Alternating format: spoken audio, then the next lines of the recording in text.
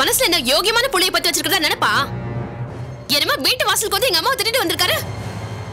நீங்க எல்லாம் தெருல கொழையாடி சண்டை போடுறவங்க தானே?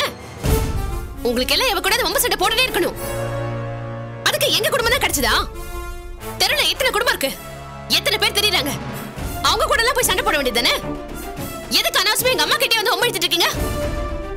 எங்க அம்மாவை திட்டா யாரும் கேட்க வர மாட்டாங்கன்னு தைரியம் தானே?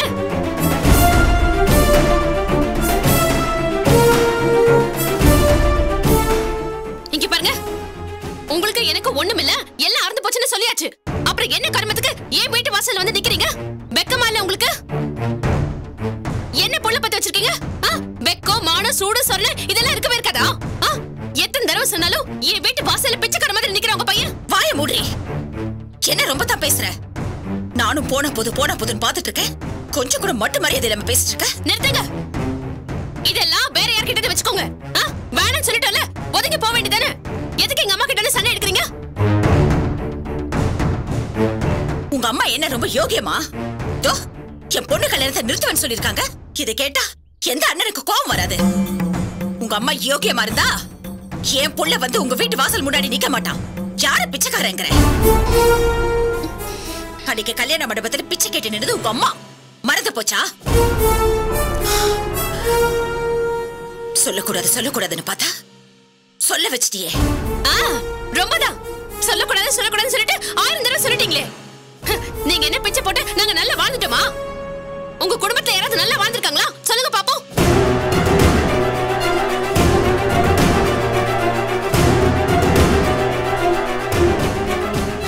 உங்கள ஆரம்பிச்சு இங்க வரைக்கும் யாருக்கும் நல்ல வாழ்க்கையே இல்ல. யாருமே நல்லாவே வாழல.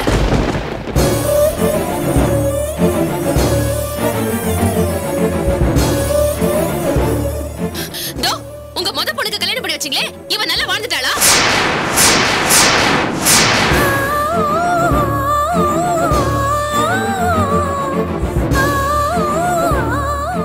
என்ன இந்த வீட்டுக்கு கூட்டிட்டு வந்தீங்களே, நான் நல்லா வாழ்ந்துட்டேனா? இப்போ உங்க ரெண்டாவது பொண்ணுக்கு கல்யாணம் பண்ணி வைக்க போறீங்களே, அவ மட்டும் நல்லா வாழ்ந்துருவாளா?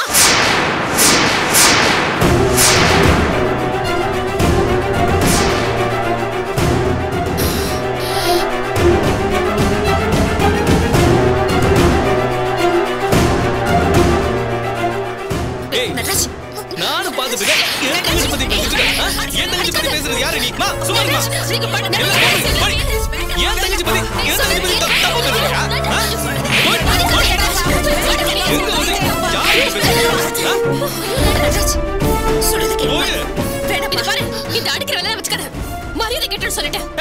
அன்னைக்கே உயிரோட விட்டுற கூடாது.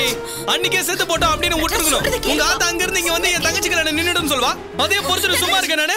இப்ப நீ வந்து சத்த போட்டுட்டு இருக்கியா? அடிச்சு இது பாரு, உன் தங்கச்சி கல்யாணம் நடந்துடும் நினைக்கிறியா? உன் தங்கச்சி கல்யாணத்தை வேற யாரும் நிறுத்த வேண்டாம். உங்க அம்மாவோட புத்திக்கு இந்த வீட்டுல நல்லது நடக்கவே நடக்காது. உன் தங்கச்சி கல்யாணம் நிக்கும். அடி பாவி. ஏய், யார் தங்கச்சி கல்யாணம்?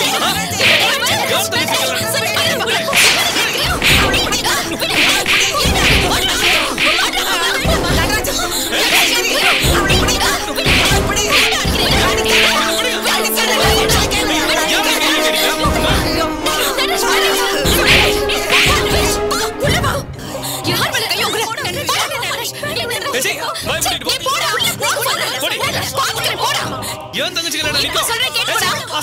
குடும்பத்துல ஒருத்தர் கூட நல்லாவே இருக்க மாட்டீங்க. எல்லாரும் நாசமா போவீங்க.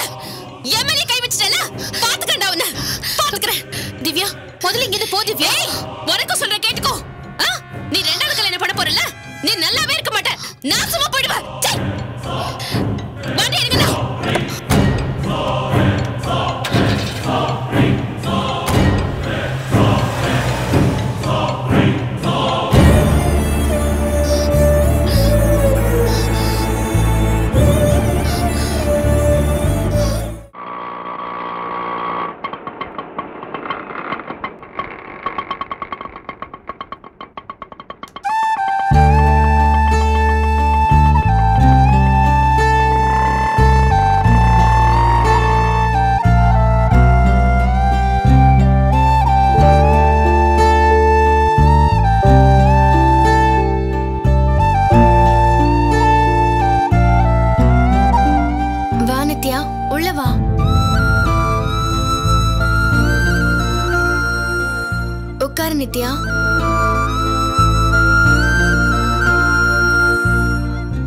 நித்யா?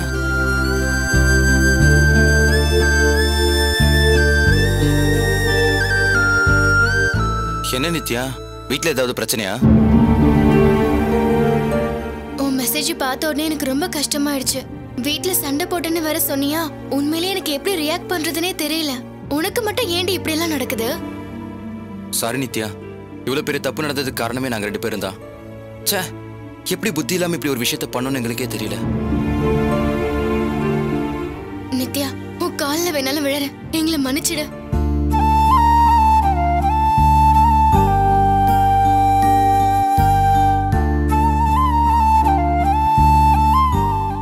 அறிவு இல்லாம நாங்க அப்படி பண்ணிருக்கூடாது. பாபு உன் மேல அவளை லவ் வச்சிருந்தானே, கண்டிப்பா உன்னதான் நினைச்சிட்டு இருப்பான்னு நினைச்சோம். உன்னை நேர்ல பார்த்த உடனே மறுபடியும் உன்னை கல்யாணம் பண்ணிப்பான்ற நம்பிக்கையில தான் நாங்க இப்படிலாம் பண்ணோம். சத்தியமா உங்க 2 பேரையும் சேர்த்து வைக்கணுங்கிறது தான் எங்களோட ஆசையா இருந்துச்சு. சரி, நீங்க 2 பேரும் தனிமையில ஒன்னா இருந்தீங்கன்னா பாபு உன்கிட்ட தான் லவ் சொல்லுவாருன்னு நினைச்சோம். ஆனா நடுவுல இவ்வளவு பெரிய விஷயம் நடந்திருக்கிறது எங்களுக்கு தெரியாது நித்யா.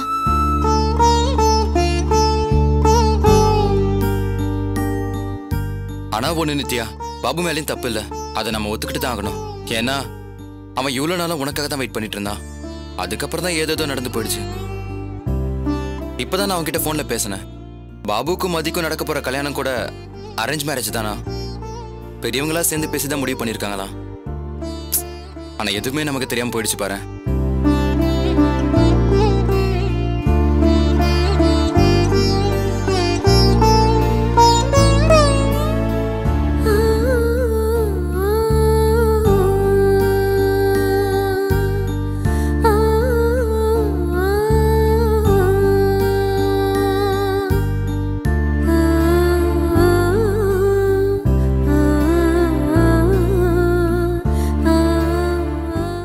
கமிட்மெண்ட் வந்துருச்சே தவிர இப்பவும் அவன் மேல இவ்வளவு பாசமா இருக்கான் தெரியுமா?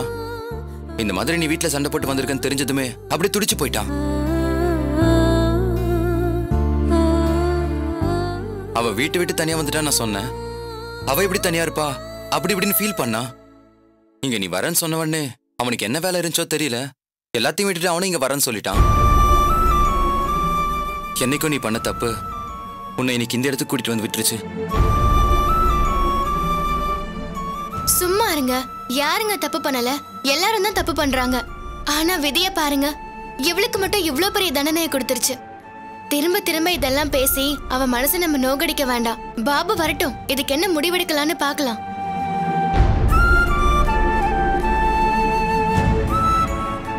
இல்ல நித்யா, நீ வீட்டை விட்டு வெளியே வந்துட்ட, உனக்கு நாங்க ஹெல்ப் பண்ணுவோம் 100% ஷூர். அதுல எந்த மாற்று கருத்தும் இல்ல. இருந்தாலும் ஒரு வார்த்தை பாபு கிட்ட சொல்லணும்ல, அதான் அவரை வர சொல்லிருக்கேன்.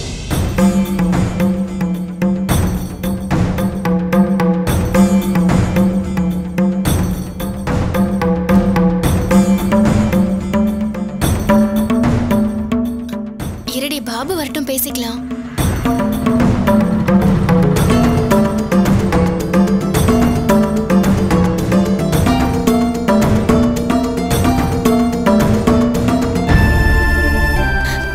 பாபு வந்துட்டாரு.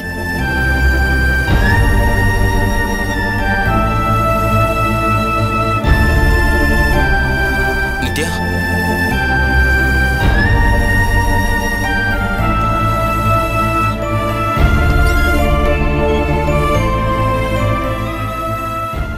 வாங்க பாபு. ஹாய். வா பாபு, உட்காருங்க. உட்காரு.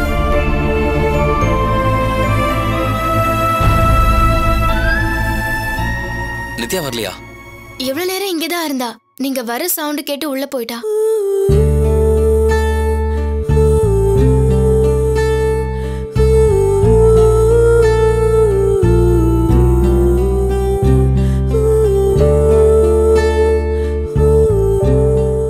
என்ன பண்றது மைதிலி? நித்யாவுக்கு என் மேல கோவம் இருக்குன்னு எனக்கு தெரியும். இந்த மாதிரி சிச்சுவேஷன்ல எனக்கு என்ன பண்றதுனே தெரியல.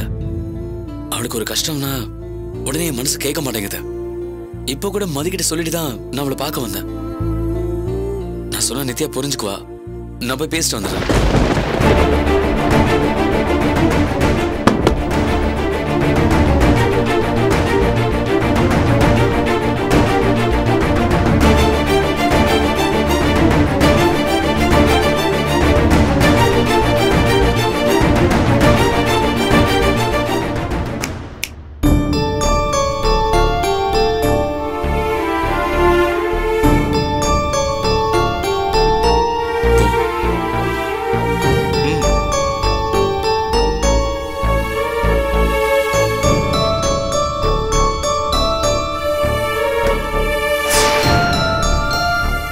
பாபு ஒரு நிமிஷம் உட்காரு. ஏதோ கூப்பிட்டுருக்கா, என்ன விஷயம் தெரியல. உட்காரு.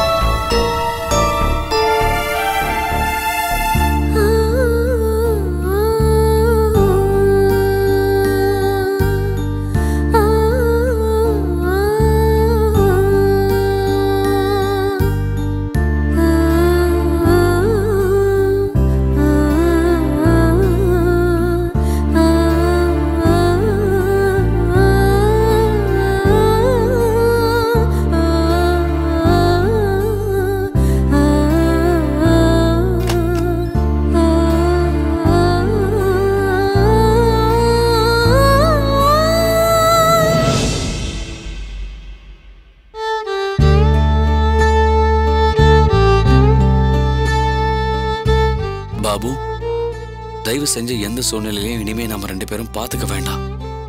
எனக்கு ஒரு கஷ்டம் வந்த உடனே ஓடி வர ஆளா இருக்கிறது நீ.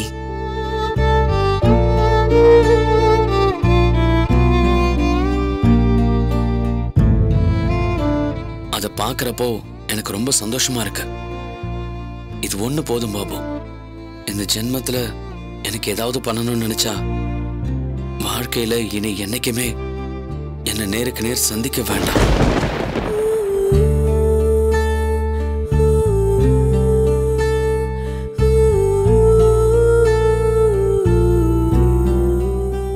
இந்த ஒரு உதவியை மட்டும் எனக்காக செய்யணும். நான் உன் காலில் விழுந்து கேட்கிறேன். இதுக்கு மேல எனக்கு பேசுறதுக்கு ஒரு வார்த்தை கூட இல்லை. உனக்கும் எனக்கும் நடுவுல இனிமே எதுவும் வேண்டாம்.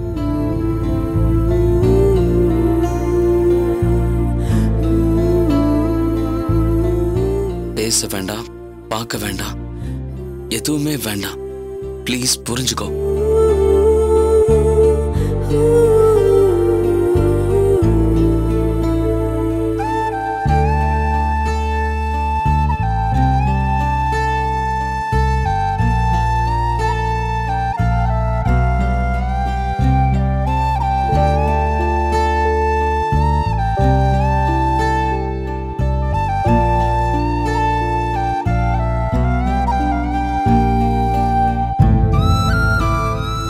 சரி மைதிலி, நித்யா சொன்ன மாதிரி இனிமே நான் அவளை பார்க்கல, பேசல, எதுவும் பண்ணல.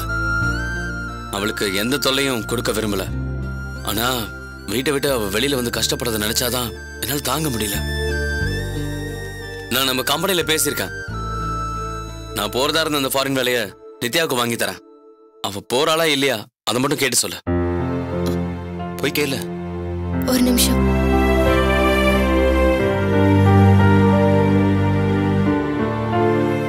பாபு சொன்னதெல்லாம் கேட்டல்ல, நீ என்ன சொல்ற?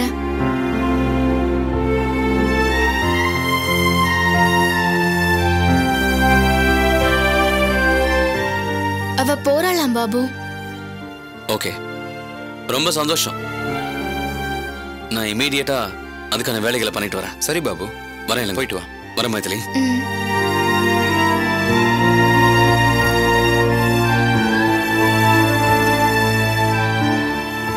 வரேன்.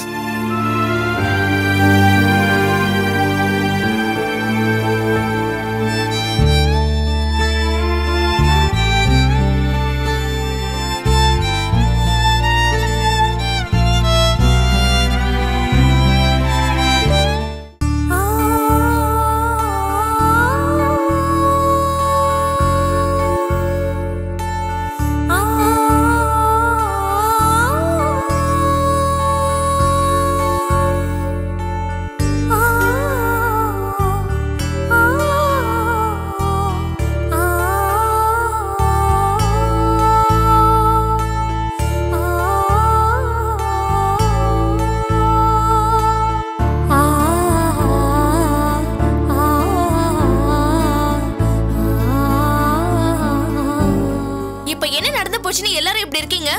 அவங்கள பத்தி தான் நமக்கு தெரியும்ல. என்ன திமிரு இருந்தா நம்ம நடராஜை திருப்பி அடிச்சிருப்பாங்க. எல்லாம் பணம் இருக்கிற திமிரு. பணம் இருந்தா அது அவங்களோட. அதுக்காக நம்மள வந்து சீண்டி பார்க்கணுமா என்ன? நடராஜ், நான் சொல்றது கேளுடா.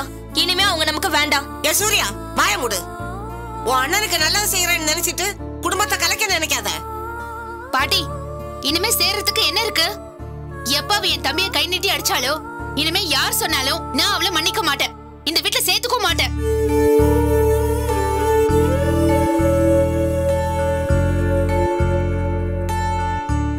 என்னம்மா, இப்போ நீ பழைய சுந்தரியா இருக்க போறியா? இல்ல இப்பவாவது ஒரு நல்ல முடிவு எடுத்து நடராஜோட வாழ்க்கை நல்லா இருக்கணும்னு நினைக்க போறியா?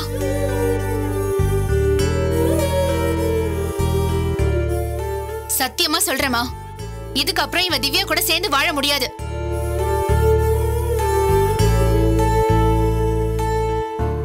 என்னம்மா, என்ன யோசிச்சுட்டு இருக்க? எதுவுமே பேச மாட்டேங்கிற? திவ்யா அம்மா என்ன பாக்குறப்பெல்லாம், சுந்தரி நீ ரொம்ப தற்பெருமை பிடிச்சவ, உனக்கு நீ மட்டும்தான் நல்லா இருக்கணும், உன் பிள்ளைங்களை பத்தி உனக்கு கவலை இல்லைன்னு சொல்லுவாங்க. எனக்கு நல்ல பேர் கிடைக்கணுங்கிறதுக்காக நீங்க எப்படி இருந்தாலும் நான் சரின்னு சொல்வேனா?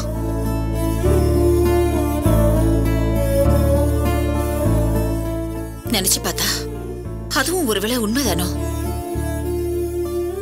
நான் தான் உங்களால இந்த நிலைமை கொண்டு வந்து விட்டுட்டனோ?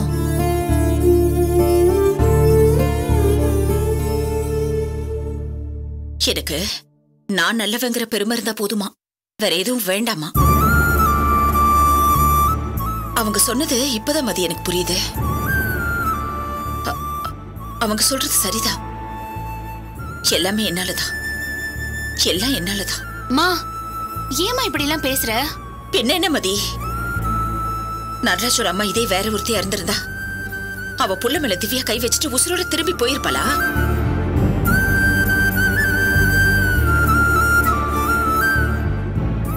உண்மையிலேயே என் பிள்ளைங்களை விட நான் நல்லவன பேர் வாங்கத்தான் நினைக்கிறேனோ என்னமோ. மா, அவங்க அப்படி நினைச்சா அது உண்மையாயிடுமா?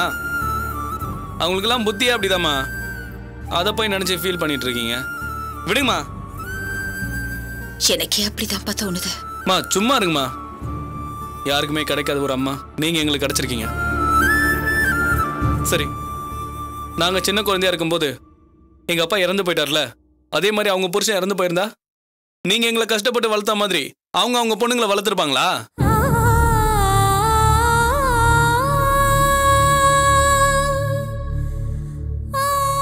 அம்மா, அவங்க புருஷன் நிறைய பிசினஸை விட்டுட்டு போயிருக்காரு. அத போனா போதுன்னு அந்த அம்மா உட்காந்து பார்த்துட்டு இருக்காங்க. அதெல்லாம் ஒரு பெரிய விஷயம் இல்லம்மா.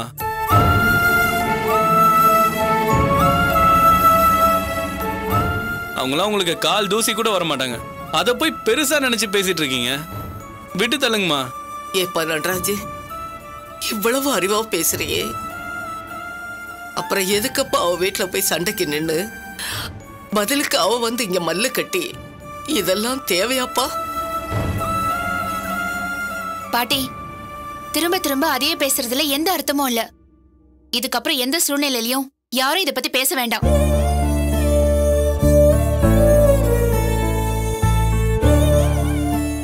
நடக்கவே கூடாது ஒண்ணு நடந்து முடிஞ்சிருச்சு. திவ்யான்னு ஒருத்தைய நம்ம யாருமே பார்க்கல, பேசல, பழகலன்னு நினைச்சுக்குவோம்.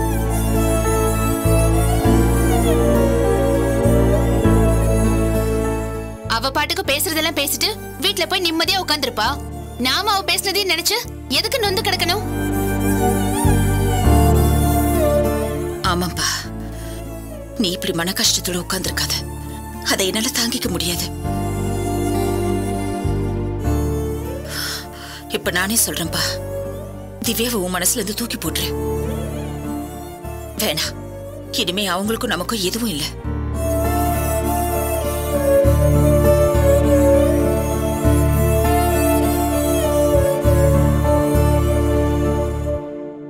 என்னமோ கெட்ட கனவு கண்டுட்டோன்னு நினைச்சுக்கோப்பா.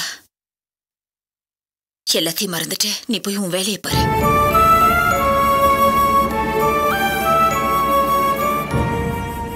நீ இப்படி இருந்தேன்னா அப்புறம் கடை வேலையும் கவனிக்க முடியாது. அப்புறம் அவங்க முன்னாடி நாம தோத்த மாதிரி ஆயிடும்பா. மா இல்லம்மா, எனக்கு எந்த வருத்தமும் இல்ல, எந்த நினைப்பும் இல்ல. அப்புறம் என்ன? சரியாம்மா, நான் கடை வரைக்கும் போயிட்டு வந்துடுறேன். சரிப்பா. நீங்க தயவு செஞ்சு மனசை போட்டு குழப்பிக்காதீங்க. நான் அந்த மாதிரி எதுவும் நினைக்கல. நான் நல்லா தான் இருக்கேன். அதே மாதிரி நீங்க எல்லாரும் நல்லா இருக்கணும். மதி, என் கூட கொஞ்சம் துணைக்கு வரியா? எங்க பாட்டி? மனசுக்கு கொஞ்சம் கஷ்டமா இருக்குமா. பக்கத்துல இருக்க கோயிலுக்கு போயிட்டு வந்துரும். சரிங்க பாட்டி, வாங்க போலாம். சுந்தரி, நீ பாட்டு கண்டதே நினைச்சுக்கிட்டு இருக்காத. நடக்கிறதெல்லாம் அந்த கடவுள் பார்த்துட்டு தான் இருக்கான். எல்லாத்தையும் அவன் காலடியில வச்சுட்டு நீ நிம்மதியாயிரு. மதி சொன்ன மாதிரி நடந்ததெல்லாம் விட்டுருவோம். அந்த கழுதைக்கு புத்தின்னு ஒண்ணு இருந்து அதுவே தெளிவாகி ஒருவேளை இங்க வந்தா அன்னைக்கு நான் அவளை நறுக்குன்னு 4 கேள்வி கேட்கிறேன். நீ வாமா.